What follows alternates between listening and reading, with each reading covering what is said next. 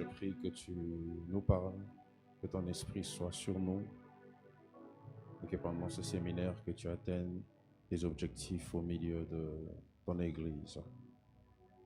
Fais ces choses pour ta gloire et par ta grâce. Dans le précieux nom de Jésus que nous avons ainsi prié, nous disons Amen. Je n'ai pas entendu quelqu'un dire Amen. Je n'ai pas encore entendu quelqu'un dire convenablement Amen. On peut acclamer le Seigneur très fort. Est-ce qu'on peut bien acclamer pour le Seigneur? Amen. Est-ce qu'on peut bien acclamer pour le Seigneur? Avec des cris de joie pour Jésus. Alléluia. Aide-moi à saluer celui qui est à ta gauche, à ta droite, en lui disant bienvenue au séminaire de l'Esprit. On peut m'arranger le volume, s'il vous plaît. Avec beaucoup de joie, rassure-toi que tu le fais avec joie. Alléluia. Je nous propose de lire ensemble un seul texte pour commencer. 2 Corinthiens chapitre 3, verset 17. 2 Corinthiens chapitre 3, verset 17. Si nous avons trouvé ensemble, nous disons Amen. La Bible déclare, or, le Seigneur, c'est l'Esprit. Et là où est l'Esprit du Seigneur, là est la liberté. Parole du Seigneur, nous pouvons nous asseoir. Que Dieu soit béni. On acclame le Seigneur. Que Dieu soit béni pour cette soirée qu'il nous donne et pour ce séminaire. Excusez-nous pour le retard avec quelques embouteillages. Mais Dieu va nous faire du bien. Amen. Liberté d'esprit. Tel est l'intitulé de ce séminaire. Et je vous prie de bien me suivre pendant ces 3 ou 4 jours que nous allons passer autour de ces enseignements. Alors je vais vous donner mon plan, comme ça je vais me rassurer de le respecter. Dans ce séminaire, je vais commencer par nous faire comprendre la liberté à 360 degrés. Donc, on va comprendre la liberté. Et dans ce premier chapitre où nous voulons comprendre la liberté, je vais nous parler premièrement de la liberté physique, soit si vous voulez, la liberté du corps. Deuxièmement, je vais nous parler sur la liberté de l'âme. La liberté de l'âme. Et troisièmement, je vais nous parler de la liberté spirituelle. Après cela, je vais aborder un message sur la façon dont Dieu conçoit l'esprit, afin que l'on comprenne pourquoi on parle de la liberté d'esprit. On est ensemble. Et après cela, nous allons voir comment le diable emprisonne l'esprit de l'homme.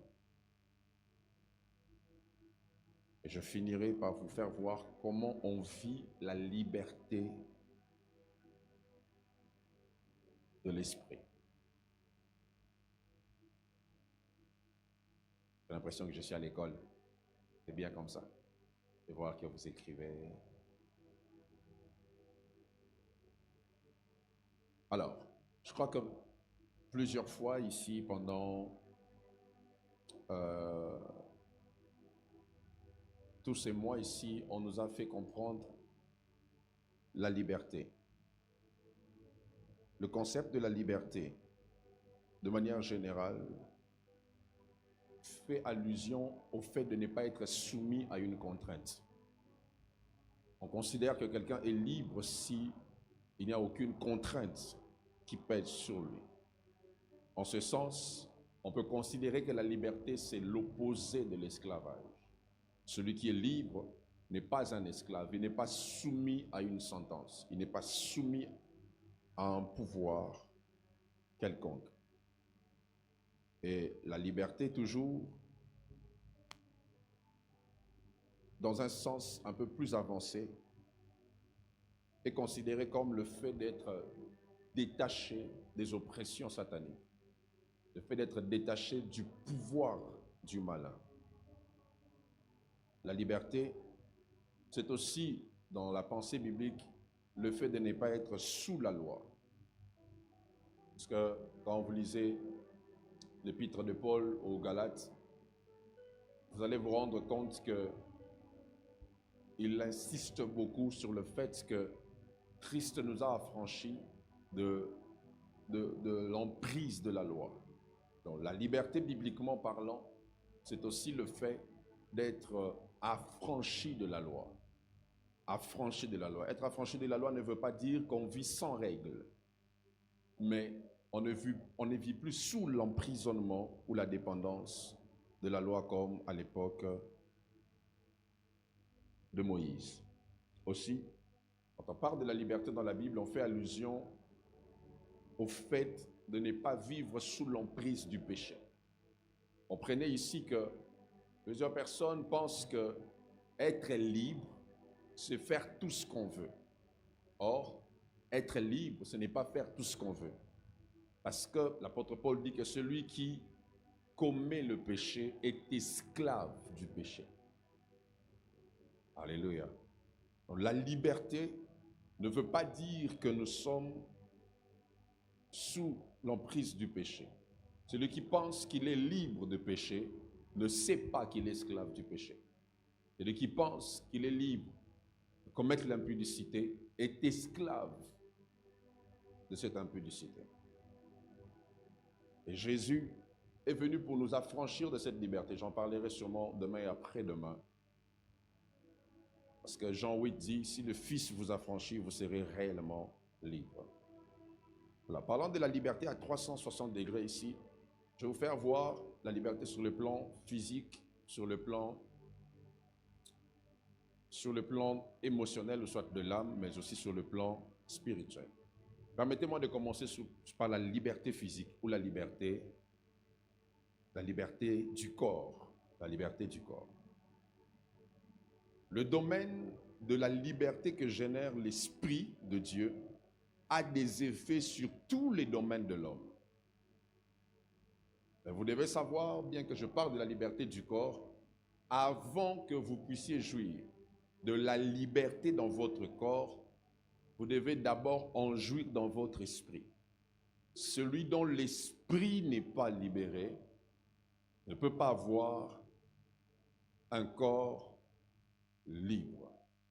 Ainsi, même la liberté physique est une conséquence de la liberté spirituelle. C'est quoi la liberté physique ou la liberté du corps?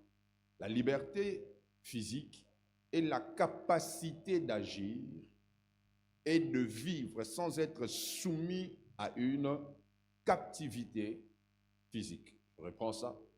La liberté physique est la capacité d'agir et de vivre sans être soumis à une captivité physique. Donc vous comprendrez par là que celui qui est libre physiquement, c'est une personne que l'on considère être en bonne santé. Parce que plus d'une fois, lorsque Jésus guérissait les malades, il proclamait la liberté et on voyait comme conséquence que la personne était guérie.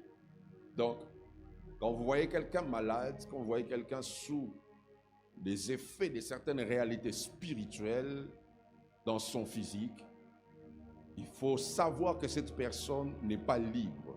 Et sa libération spirituelle peut ou soit aura des effets sur son physique. Ainsi, un décret spirituel peut avoir pour conséquence un changement physique. Je parle à quelqu'un. Quand vous voyez quelqu'un être dans une cellule de la prison parce qu'il a commis un crime, son corps est emprisonné parce que son état d'esprit ou son état émotionnel était déjà emprisonné. Et la prison dans laquelle il s'est retrouvé, c'était la prison du mal qui l'a conduit à faire le mal pour que son corps se retrouve en prison.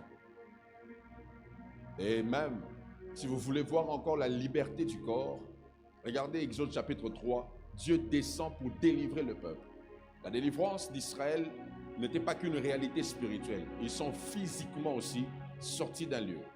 Ils ont quitté physiquement l'Égypte pour se retrouver à la terre promise, bien qu'ils sont passés par le désert.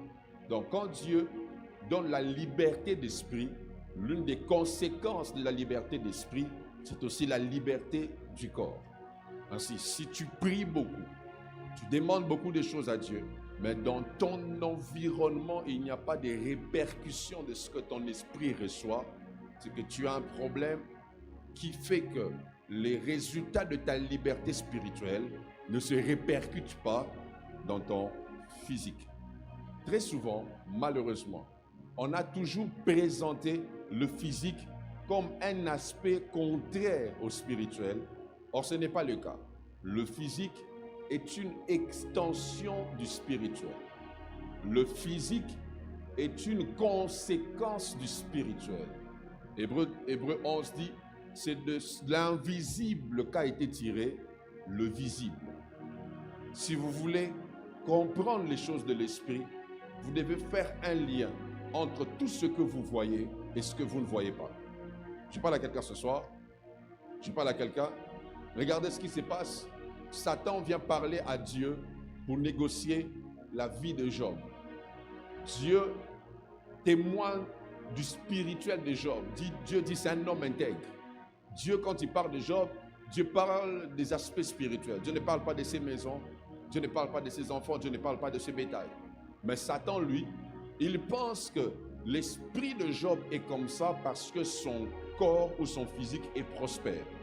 Et il dit à Dieu, laisse-moi seulement toucher au matériel qu'il a et tu verras si dans le spirituel, il ne va pas te maudire.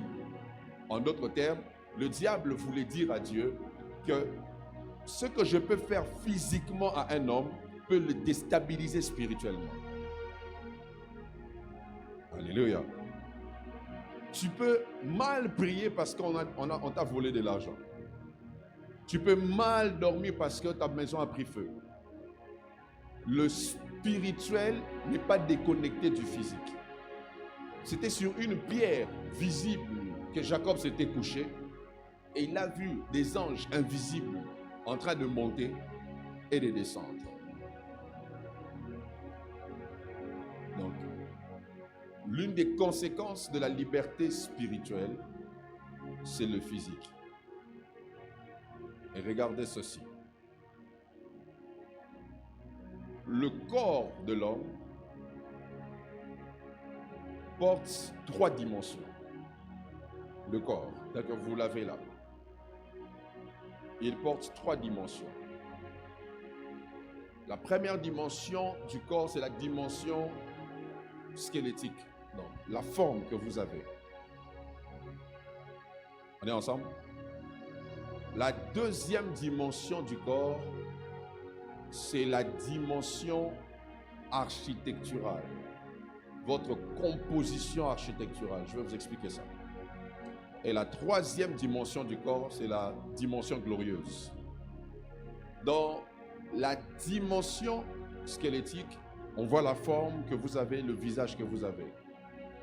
Dans la dimension architecturale, c'est la dimension de la représentation du corps sur le plan spirituel. Et l'architecture du corps humain dans le monde spirituel est représentée par une maison. C'est pour ça que Jésus dit, l'apôtre Paul dit, votre corps est le temple, une maison qu'habite le Saint-Esprit. Et même Jésus dit, lorsque vous chassez des démons dans une maison, quand il parle de la maison là, il parle du corps. Alléluia. Il est en train de parler du corps. S'ils partent et qu'ils trouvent le même endroit vide, ils vont prendre 7. C'est un terme qui veut dire beaucoup dans l'écriture biblique. Donc ils vont prendre beaucoup d'autres esprits plus forts pour entrer dans la même maison. Donc, dans l'architecture, les esprits, quand ils voient votre corps, ils le voient comme une maison. Donc, quand ils viennent habiter en vous, ils viennent comme dans une maison. Regardez même Jésus, quand il parle de la prière, il dit quand tu veux prier, entre dans le lieu secret. Ce n'est pas une pièce de ta maison physique. C'est une pièce de la maison qui est ton corps, le cœur. On est ensemble. Donc, spirituellement, on voit le corps de l'homme comme une maison. Et la dimension glorieuse, c'est la dimension qu'on aura après la résurrection, le corps qu'on aura, le corps glorieux. La dimension du corps glorieux, c'est une dimension qui n'a pas de limite. C'est la dimension du corps qu'Adam avait avant la chute. Un corps qui peut passer par des murs, un corps qui peut disparaître d'un lieu vers un autre. Et il y a même des gens qui, physiquement, avaient atteint une certaine dimension spirituellement, qui faisait que de temps en temps, ils avaient des répercussions physiquement du corps glorieux. Regardez Philippe, qui disparaît. Très souvent, les théologiens n'aiment pas qu'on parle de cela, mais Philippe avait réellement disparu. Tel que tu es là, tu disparais d'ici, tu apparais à un autre endroit. C'est ce que Philippe avait fait. Je ne dis pas qu'il y a des formules pour faire ça, mais c'est ce qui était arrivé. C'est écrit noir sur blanc dans la Bible. Philippe avait disparu d'un lieu vers un autre. Donc, celui dont l'esprit atteint une certaine liberté peut avoir certaines fonctions dans son corps que tout le monde n'a pas. Je parle à quelqu'un ce soir. Celui dont l'esprit a atteint une dose de gloire. Regardez, Moïse reste longtemps avec Dieu et quand il descend, il rayonne. Il brille.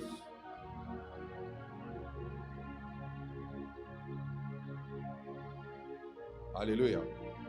Et j'ai remarqué en lisant la Bible que tout ce dont les esprits avaient atteint une grande dimension avec Dieu, on ne s'est pas donné beaucoup de traces sur leur corps. Il n'y a pas de traces du corps de Moïse. Il n'y a pas de tombeau de Moïse. On dit que Dieu seul l'a enterré. Et même, Jude dit que Lucifer et Michael se sont battus pour le corps de Moïse. Ils se sont battus pour le corps de Moïse. Qu'est-ce qu'il y avait dans ce corps-là? La même chose avec Élie. Élie avait atteint une grande dimension d'onction. Élie a disparu. Il est monté avec son corps. Élie est monté comme ça, il est parti. La même chose avec Jésus. Il est ressuscité. Aucune trace de son ancien corps. Aucune. Il y a avec moi la liberté physique.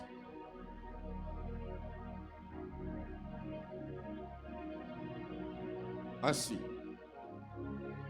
la liberté physique est très importante car la chute de l'homme dans le jardin a mis le corps dans une prison. Ainsi, nous sommes face à la prison de la maladie, la prison de la fatigue, la prison de la vieillesse. Savez-vous que si Adam ne péchait pas, l'homme n'allait pas commencer à vieillir? Oh, alléluia. Si Adam ne péchait pas, l'homme n'allait pas connaître la vieillesse. L'homme n'allait pas connaître les limites que nous avons aujourd'hui. L'homme n'allait pas connaître les réalités avec lesquelles on vit aujourd'hui. C'est la chute qui a mis le corps dans cette prison-là. J'ai déjà entendu un homme de Dieu, je crois que c'est le bishop David Oyedepo, qui a dit que lui a fait une alliance avec Dieu, il ne peut pas tomber malade. La première fois que j'avais entendu ça, j'avais dit qu'il exagère. Mais avec le temps, je me suis rendu compte que c'est une dimension qu'il a atteinte. Et la dernière fois, je crois que c'est quand il avait atteint 65 ans, il est allé voir un médecin et le médecin dit que son cœur s'est rajeuni et est devenu comme le cœur d'un jeune de 30 ans. Je prie que Dieu te donne une santé surnaturelle. Je dis que Dieu te donne une santé surnaturelle. La liberté physique. Deuxièmement, la liberté de l'âme. Peut-être que je vais m'arrêter là aujourd'hui. Dis à ton voisin, bienvenue au séminaire de l'esprit. La liberté de l'âme. Vous savez, je pense que c'est l'un des domaines de liberté qui est assez sensible et très profond dans la Bible, la liberté de l'âme. ça touche une perspective plus approfondie que le corps. Parler de la liberté de l'âme, c'est parler d'un domaine que le diable cherche impérativement à combattre. Le diable n'a pas accès facile à notre esprit, mais il peut facilement avoir accès à notre âme pour atteindre notre esprit. Ainsi, plusieurs qui n'ont pas la liberté d'esprit, c'est à cause des prisons de l'âme qui emprisonnent leur esprit. Le diable n'a pas un accès facile à l'esprit de l'homme. Et il passe souvent par l'âme. Regardez même le fonctionnement, c'est même la base de la sorcellerie. La sorcellerie opère au niveau de l'âme. On va te faire un cadeau, quand tu regardes, tu trouves que c'est très beau, mais directement, le cadeau donne un accès à ton esprit. On t'offre un bijou, tu aimes beaucoup le bijou, ça donne un accès de contrôle à ton esprit. Donc, on passe par ce que tu peux aimer. Regardez ce qui s'est passé au jardin. La femme vit que le fruit était bon à manger. Quand son âme a admiré le fruit, l'esprit a chuté et Dieu les a chassés du jardin. L'âme est souvent le niveau où l'homme lutte régulièrement pour avoir la liberté. Alléluia. Alléluia. Voilà pourquoi j'aimerais vous donner un conseil avant d'aller plus loin. Faites, ok, je vais vous le dire comme ça. Quand vous arrivez dans une période de votre vie où les informations sur vous circulent facilement, vous êtes en danger spirituellement. Parce que la base de la sorcellerie, c'est la quête des informations. Ils aiment beaucoup savoir pour avoir le pouvoir. Je parlais avec quelqu'un qui m'expliquait comment, depuis plusieurs années de mariage, je n'arrive pas à avoir des enfants. Et je lui ai dit clairement, écoute, la sœur de ta femme est sorcière. Il dit effectivement, parce que chaque fois qu'une grossesse commence, si elle vient à la maison, après quelque temps, la grossesse part. Et elle est reconnue servante de Dieu. Et même, quand elle vient toujours, soi-disant, avec des programmes de prière. La dernière fois, ils ont eu une grossesse qui allait jusqu'à 6 mois. Ils priaient, ils se sont dit de garder secret. Personne ne savait. Mais la femme a quand même dit à sa sœur. L'homme n'a même pas dit à sa mère, mais la femme a dit à sa sœur. Et sa sœur a créé un groupe WhatsApp. Elle a fait entrer tous les sorciers de la famille, soi-disant qu'on est en train de prier pour cette grossesse. Et quand il dit à sa femme, mais on s'est entendu de ne dire à personne, même ma mère n'est pas au courant. Pourquoi tu ne veux pas que je dise à ma soeur? C'est ma soeur. Pourquoi? L'enfant de 6 mois est parti. J'ai vu la photo de cet enfant. C'était vraiment un être humain déjà. Il est parti. Pourquoi? Information. Je parle à quelqu'un ce soir. L'une des choses qui emprisonne des fois, et le corps, et l'esprit, c'est l'âme. C'est l'âme. Et le diable s'arrange à perturber l'âme. Dans l'âme siègent les pensées, les émotions, la volonté et le désir. Je peux avoir un peu de volume au retour. Dans l'âme, je reprends, siègent les pensées, les émotions, la volonté et les désirs. Ainsi, la source même du péché originel était une atteinte au niveau de l'âme. Une atteinte au niveau de l'âme. Ainsi, le corps de l'homme avait mangé le fruit que l'âme avait désiré et l'esprit de l'homme était mort. Faites attention avec votre âme.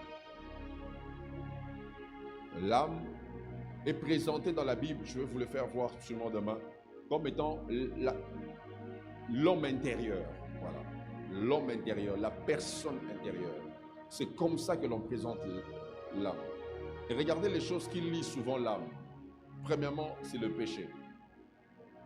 Le péché emprisonne l'âme. Deuxièmement, la peur. La peur. J'ai vu des gens qui vivent dans la peur. J'en parlerai sûrement un jour. Des gens qui peuvent sursauter à l'occasion de rien. La peur. La peur.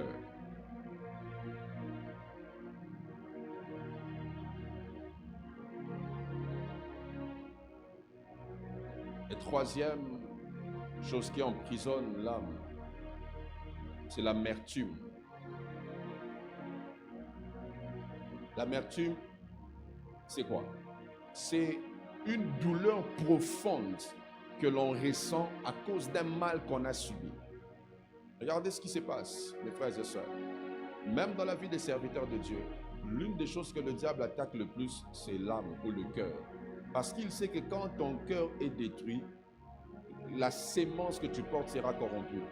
Ainsi, le diable s'arrangera toujours à ce que tu entendes des mauvaises paroles que l'on dit sur toi, à ce que les gens parlent en mal sur toi, à ce que les gens te détestent, que les gens te fassent du mal, pour qu'au niveau de ton âme, que tu sois blessé, que tu sois froissé, et que de cette blessure, tu puisses faire croître le mal en toi et que ce mal devienne l'amertume. L'amertume, c'est le sentiment qui reste en nous après qu'on ait connu une blessure. Et vous savez, quand je méditais ça, ça m'a beaucoup interpellé. L'amertume a le pouvoir de vous priver la grâce de Dieu. Hébreux 12, verset 15. La Bible déclare ceci: veillez à ce que nul ne se prive de la grâce de Dieu. Vous voyez? La grâce peut être disponible, mais on s'en prive. La grâce peut être là, mais toi, tu n'en bénéficies pas. On est dans la même église, on écoute les mêmes messages, on est exposé à la même onction, mais on ne vit pas les mêmes résultats parce qu'il est possible de se priver de la grâce. Est-ce que Judas n'avait pas accès à la grâce? Si, mais il s'est privé de la grâce. Comment on se prive de la grâce? Il continue en disant: à ce qu'aucune racine d'amertume poussant des rejetons ne produise du trouble et que plusieurs n'en soient infectés. Donc, comment on se prive de la grâce? C'est quand il y a en nous une racine qui nourrit l'amertume. Donc, l'amertume peut ne pas avoir encore donné des fruits, mais si sa racine est là, un rejeton va pousser. Et comme conséquence, plusieurs autour de nous en seront infectés. Vous voyez ça? Donc, celui qui garde le mal en lui se prive d'abord lui-même de la grâce de Dieu, mais deuxièmement, il laisse la sémence de ce mal croître et la croissance de cette sémence du mal fait de lui une personne toxique autour de lui. Alléluia. Donc, celui qui laisse le mal se développer, croître, ou soit l'amertume rester dans son cœur, se prive lui-même de la grâce de Dieu. Dieu peut vouloir te faire du bien, mais puisque l'amertume te bloque, tu ne sais pas jouir de ce bien. La Bible déclare que le pardon est une puissance qui libère. Ça ne libère pas d'abord les personnes que tu as enchaînées, ça te libère toi-même. Parce que un surveillant de la prison est un prisonnier sans qu'il sache qu'il est prisonnier. Alléluia. Celui qui met les gens en prison restera aussi en prison pour surveiller les prisonniers. Ainsi, l'amertume peut te priver de la grâce. Ça m'est déjà arrivé d'aller prier pour quelqu'un qui était malade. Et pendant que je voulais prier, le Seigneur me dit: sa guérison n'est même pas dans ta prière. Il doit juste te pardonner. Je suivais un pasteur qui est allé prier pour une dame qui était paralytique. Et Dieu lui a dit pratiquement la même chose. Pour que cette dame marche, elle doit pardonner. Seulement ça. Il se retire avec la dame pendant plus de 5 heures. La dame avait dit: je peux tout pardonner, sauf le mal que mon ancien mari m'a fait. Pendant plus de 5 heures, on a dit à cette dame: tu dois pardonner. Elle était catégorique. On lui a dit: écoute, ta guérison ne dépend que de ce pardon. Donc, une solution spirituelle veut passer par la voie de l'âme.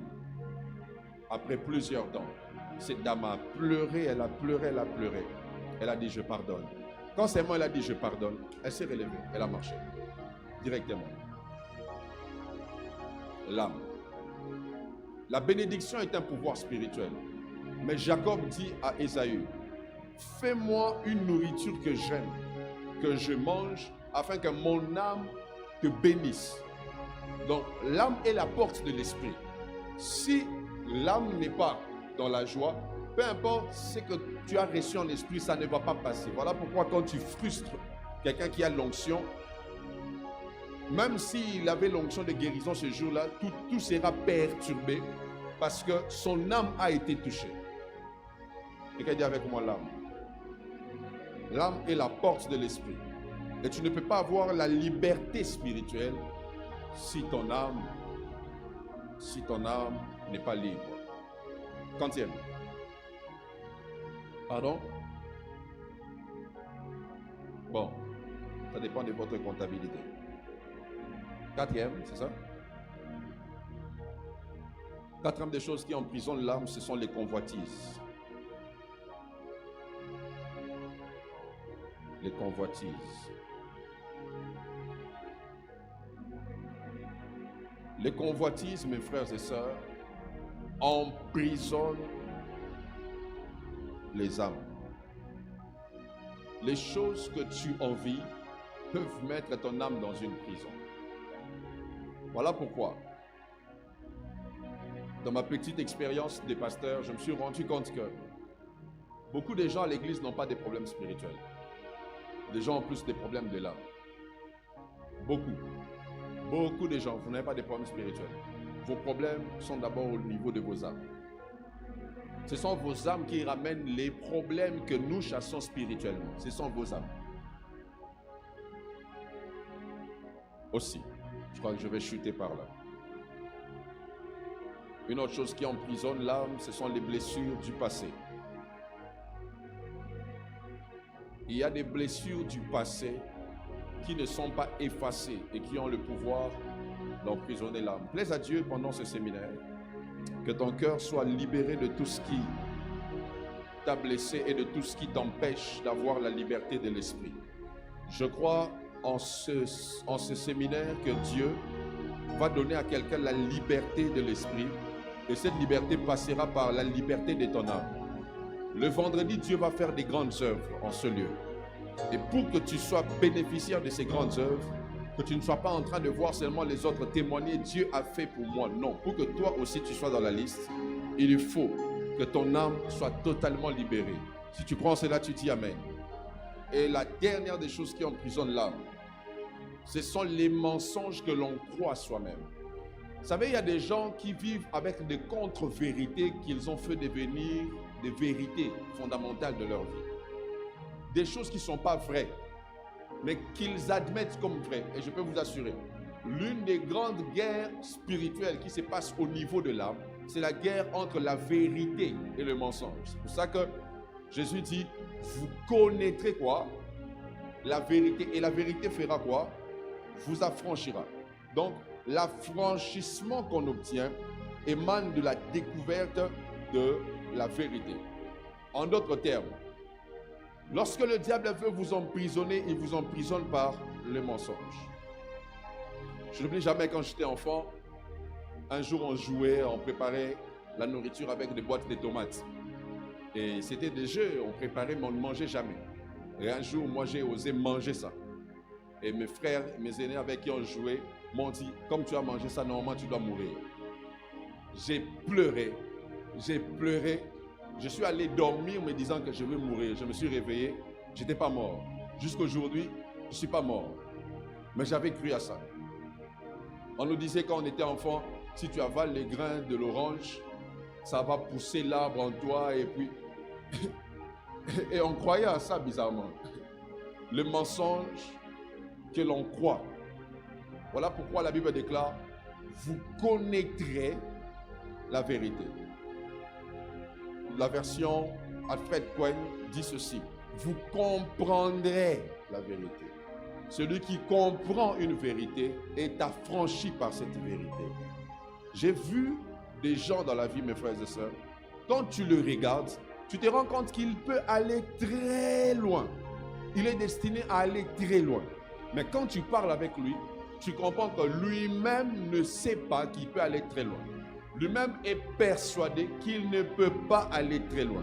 Un mensonge auquel tu crois. J'ai vu des gens, tu regardes le potentiel qu'il porte, tu regardes l'onction qu'il porte, mais la vision qu'il a ne correspond pas à ça. Pourquoi? On a incrusté en lui un mensonge à cause des réalités de la vie, des échecs de la vie, des erreurs du passé. On a mis en toi des fausses vérités qui te poussent à croire que tu ne peux pas atteindre certaines sphères. J'ai entendu un jour quelqu'un me regarder, il m'a dit, bah, niveau beaucoup mimana. Je l'ai aidé, j'ai dit, arrête, que ce soit ta dernière fois de dire ça. Tu t'es maudit toi-même.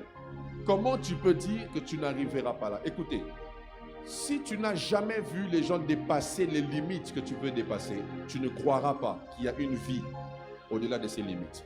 Tu ne croiras pas qu'il est possible d'atteindre certaines dimensions. Si tu n'as jamais vu des gens que Dieu a ramassé des zéros et qu'il a élevés, tu risquerais de croire que l'élévation est made in Satan. Non, l'élévation vient de Dieu. La bénédiction vient de Dieu. Et tout mensonge que le diable place dans ton âme t'empêche d'être libre en esprit pour demander à Dieu des choses qui peuvent t'arriver. Que Dieu libère ton âme au nom de Jésus. Je dis que Dieu libère ton âme au nom de Jésus. Et il y a de ce moment où Dieu veut te faire shifter. Mais quelque chose en toi te dit que tu ne peux pas arriver. Quelque chose en toi te parle en te disant tu ne peux pas atteindre cette dimension-là. Et des fois, c'est simplement l'orgueil de la dimension dans laquelle tu es. Vous savez, il y a des gens comme ça. Dieu te voit aller trop loin, mais tu es très orgueilleux. Le diable a semé en toi l'orgueil de ta dimension actuelle, que tu penses que c'est le sommet des dimensions et tu ne sais pas voir une autre dimension. Attention, l'orgueil te met dans une prison qui te fait croire que tu es arrivé. Tu ne sauras pas qu'il existe plus grand que toi que si tu es dans un monde où tu es le plus grand. Il faut aller dans des environnements où tu es trop petit. On peut faire de toi-même un serveur de coca. Et là, tu comprendras que tu n'es pas encore arrivé. Je vous dis, je me rappelle une fois, je parlais avec une sœur qui me disait qu'elle est allée à la fête d'une dame. Elle a trouvé des ministres en train de servir le champagne. Des ministres. Maintenant, si toi, tu étais orgueilleux, parce que on te paye $500, tu arrives, tu trouves le ministre en train de servir le champagne et en train de trembler.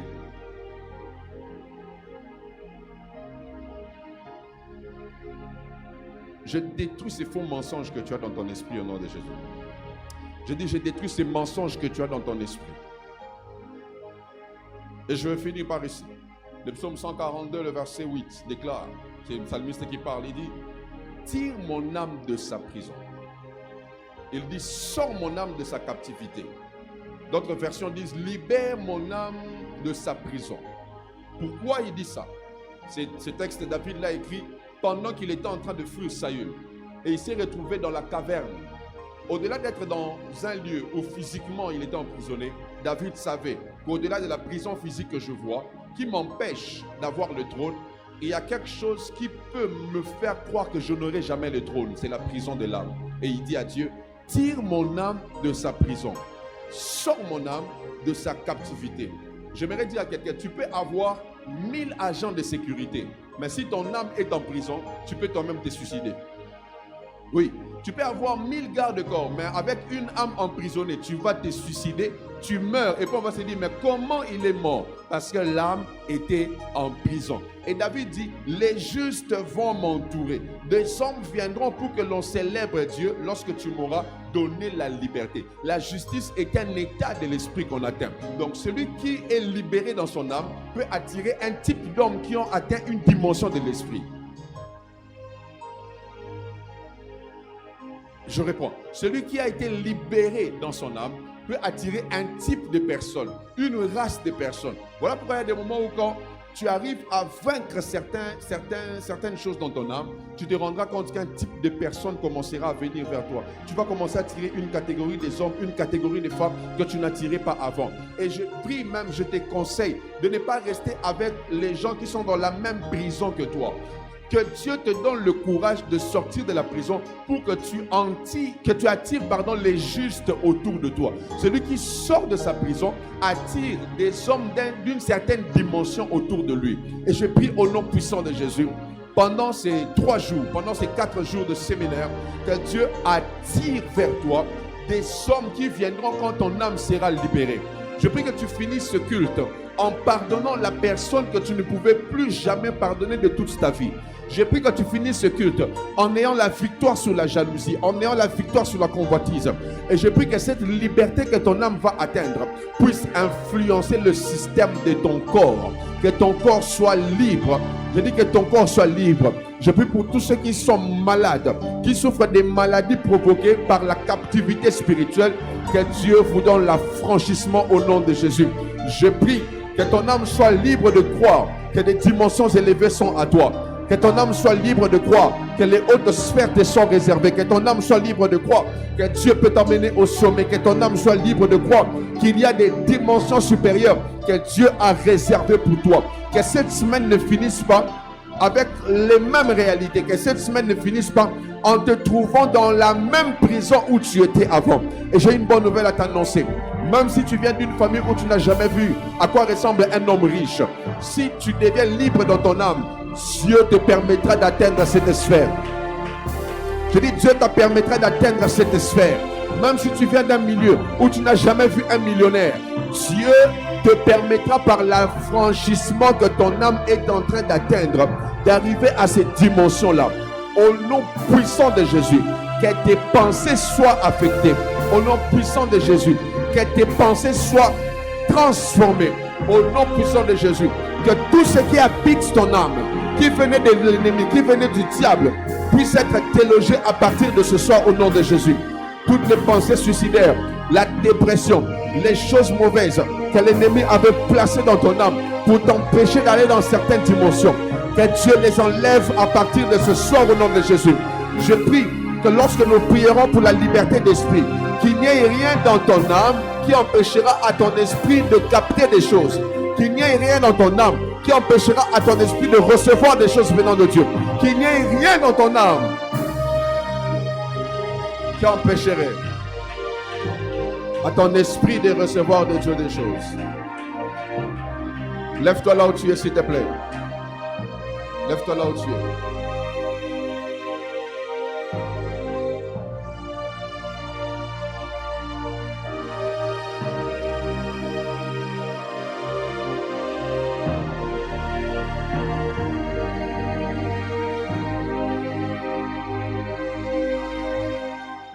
Tu vas faire ceci.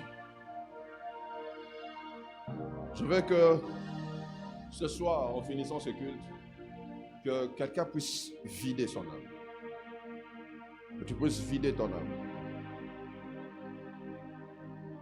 Je ne te demande pas de crier. Je veux juste, dans le silence, sous ce son qui sera en train de jouer, que tu fasses un exercice de l'homme intérieur pour rendre ton âme libre. Dieu est là pour tirer ton âme de sa prison. Et tu connais les prisons dans lesquelles se trouve ton âme. Peut-être que ce sont des gens que tu n'arrives pas à pardonner. Et ce sont des faux mensonges auxquels tu as cru. Je crois qu'il y a un flot de l'esprit. L'esprit est la source. L'âme est le canal. Si le canal est bouché, l'eau n'atteindra pas le robinet. Il faut que ton esprit soit vidé ce soir. Ton âme, soit vidée ce soir pour que ton esprit ait la liberté d'opérer. Peut-être que ton âme est emprisonnée par des paroles que tu as entendues récemment. Comment on t'a insulté, comment on a insulté ta famille, comment on a dit des choses. Il y a des gens, à peine on t'a menacé, on t'a dit tu vas mourir et tu vis avec ça. Aie tes yeux fermés et laisse ton âme être vidée par Dieu.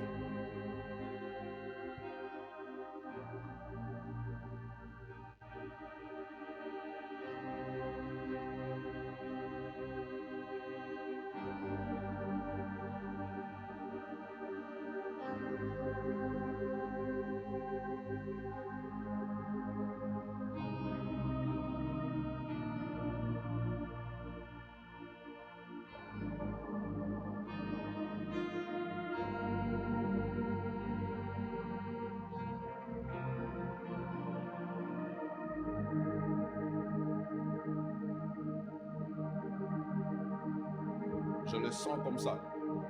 Il y a des gens qui sont emprisonnés par une parole.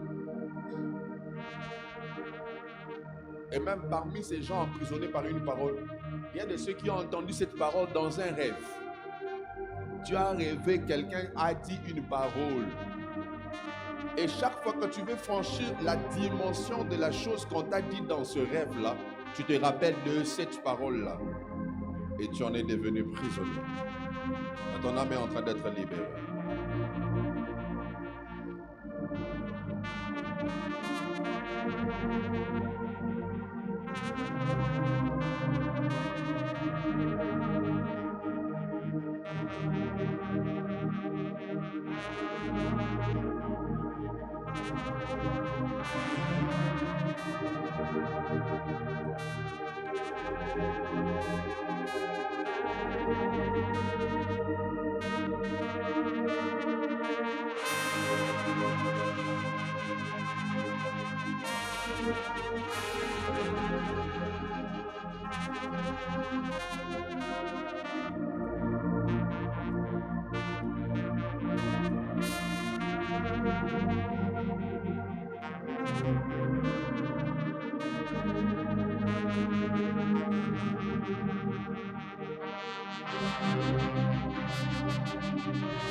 Tu gagneras plus en pardonnant cette personne.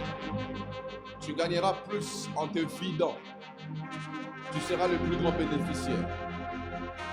Et il y a un flot de l'esprit qui doit se déverser en cette semaine. Mais pour cela, il faut que tu te libères. Il faut que tu te libères.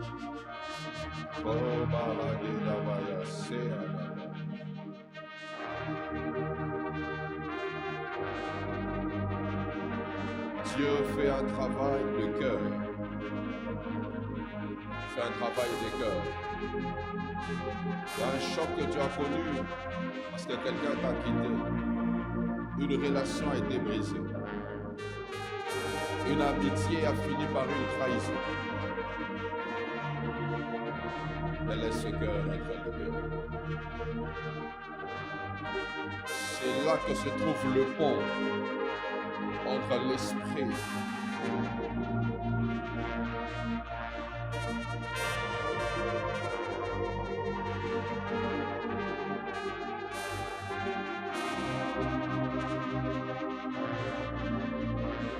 avec des clous sur ses mains.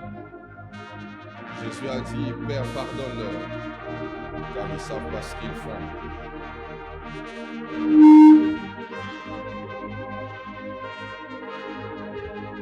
Il a dit, pardonne-leur, parce qu'ils ne comprennent pas ce qu'ils font.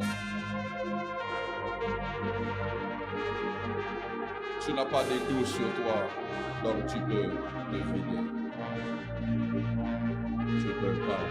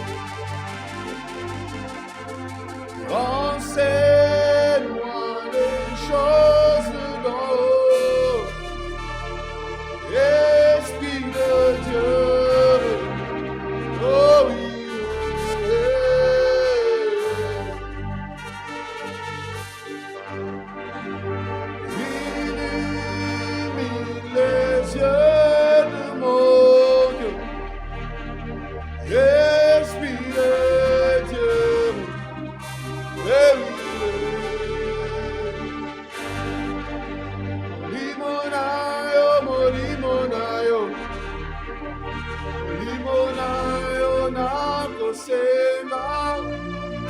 Molimonayo, molimonayo na kosenga. Molimonayo, molimonayo to kosenga. Molimonayo.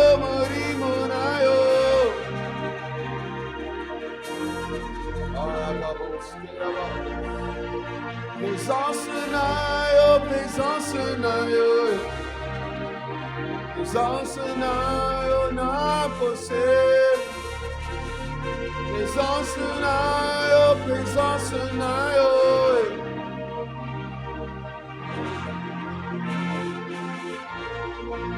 Ningina yebisa yone maka. Ayebite meyeli yako. Omoko kamata bafazo. Kasea. Nalingina sopera yo motema. Naebite meyeli yako.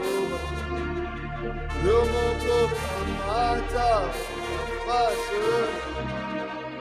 Kasea. Naringina sopera yo motema. Naebite meyeli ngai naba. Yo moko kamata bafazo.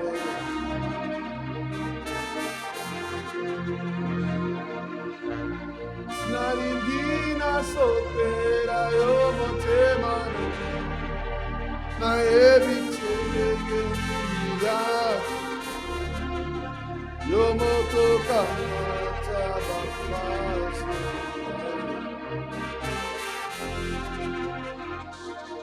Père, Dieu des cieux, je prie, Seigneur, que nos âmes ne bloquent pas ton agenda spirituel pour nous en cette semaine. Je te plaise, oh Dieu, de vider nos cœurs de tout ce qui pèse en nous et nous empêche de recevoir ce qui vient de toi. Seigneur, accorde-nous ta grâce, accorde-nous ta faveur, accorde-nous ta miséricorde. Que nos âmes soient libérées de toute emprise, afin que nous recevions de ton esprit le fruit que tu as réservé pour nous. Dans le nom précieux de Jésus, je prie que cette nuit soit une nuit de libération des âmes emprisonnées par des problèmes, des réalités de la vie. Au nom de Jésus que j'ai ainsi prié. Bénis nos offrandes que nous apportons dans ta maison. Sanctifie et agréé. Dans le nom de Jésus que tu as ainsi prié. Disons Amen.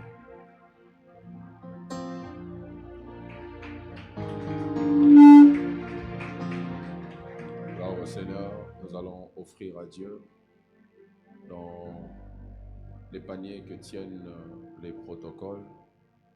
Nous allons donner nos offrandes d'amour à Dieu. Je t'exhorte à prendre une bonne offrande. Et dans ce panier, nous allons... Ici, on fait quoi quand j'ai oublié? On va bénir la parole, voilà. On va bénir la parole ici. Et dans ce panier, nous allons donner nos dîmes et actions de grâce pour ceux qui les ont. Nous pouvons avancer.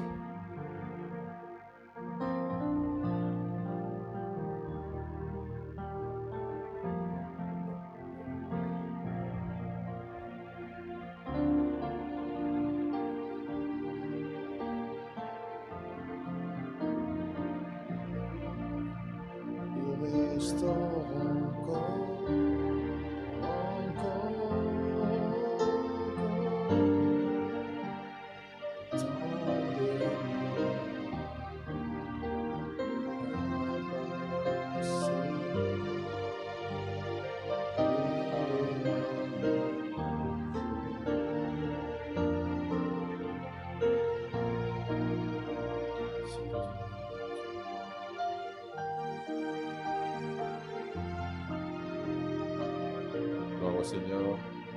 Si vous êtes là pour la première fois, si c'est votre première fois de prier avec nous, je vous prie de balancer simplement la main.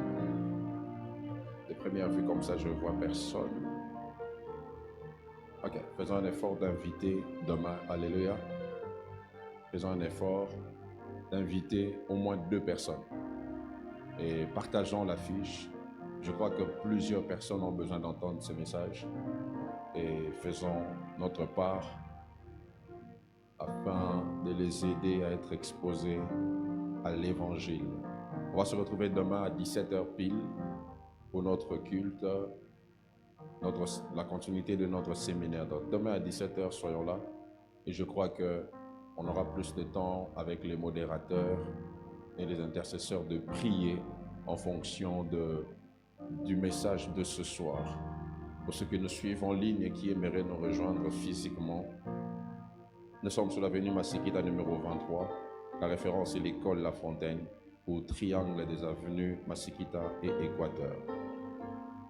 Restez connectés sur nos réseaux sociaux et particulièrement sur notre groupe WhatsApp. Pour cela, veuillez scanner le code. J'ai l'impression qu'on affiche ces codes tous les jours, mais les gens ne scannent pas. Alléluia. Ce n'est pas la décoration, il faut scanner. Alléluia. Sinon, si on nous confine aujourd'hui, tu ne sauras pas prier avec nous en ligne. Donc, faisons un effort d'intégrer le groupe WhatsApp de l'Église. Si tu as peur que certains frères prennent ton numéro pour te draguer, ne t'en fais pas. Ici, tout le monde est saint. On ne fait pas ça. Et si on fait ça, il faut me dire. Alléluia. Et sur nos réseaux sociaux aussi, prenons l'habitude de partager nos lives pour permettre l'accroissement de l'audience de nos participants en ligne. Sur Facebook et YouTube, nous sommes intitulés Centre de foi Espérance de Gloire. Et sur Instagram et TikTok, Centre de foi. Ce vendredi, nous allons finir ce séminaire par la nuit des prodiges.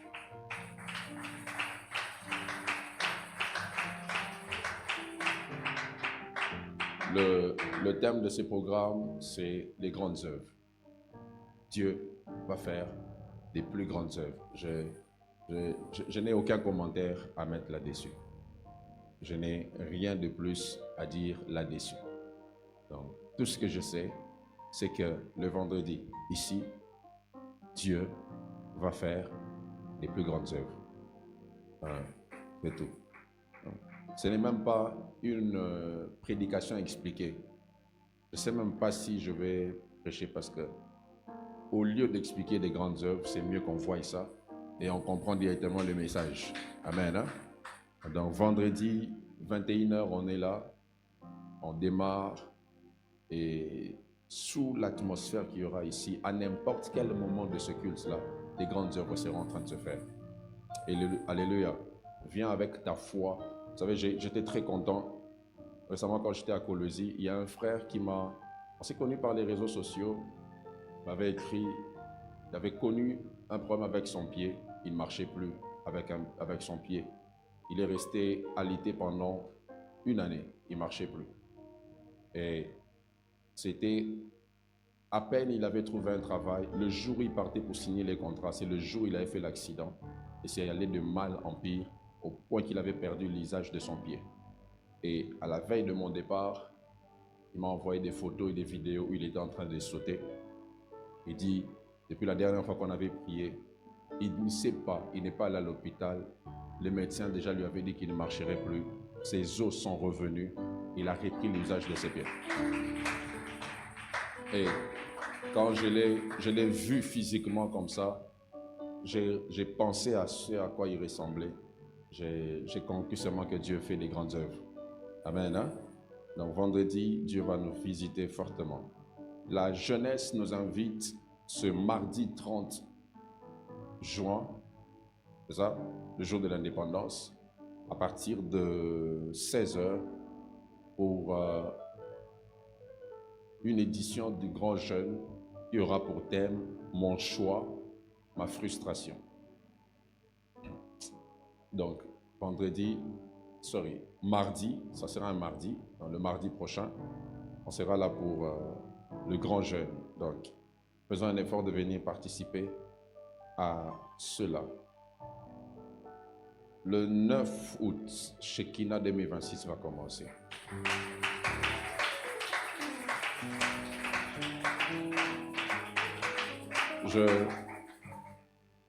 Je ne sais pas l'expliquer, mais je ressens quelque chose de bizarre pour cette fois-ci. Quand je regarde déjà le thème, je regarde les orateurs, je regarde les onctions qui vont passer ici, j'ai juste envie qu'on arrive au mois d'août. Je vous dis, j'ai juste envie qu'on arrive au mois d'août. Et il y a quelque chose qui est en train d'arriver ici. Je n'ai pas des mots pour décrire ça, mais il y a quelque chose qui est en train de venir. Un mouvement, on va commencer à faire des croisades pendant une semaine. Guérir des malades. Donc, il y a quelque chose qui est en train de venir. Quelque chose est en train de venir et Shekinah va déclencher cette chose-là. Ça sera un détonateur. Et on va finir ce programme par une croisade. On ne va pas le finir ici. On va sortir d'ici. On va aller finir ce programme dehors. Et dans un bel endroit qu'on va vous communiquer d'ici ce dimanche. Et l'Ecodim organise un camp biblique. Je pense qu'on a déjà commencé à s'enregistrer, à enregistrer nos enfants.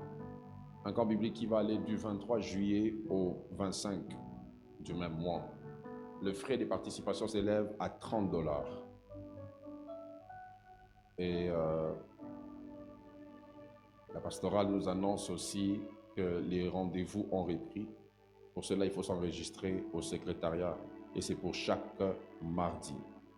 Et ce dimanche, comme on l'avait annoncé, on aura une réunion avec toute l'église pour la préparation des Shekinah.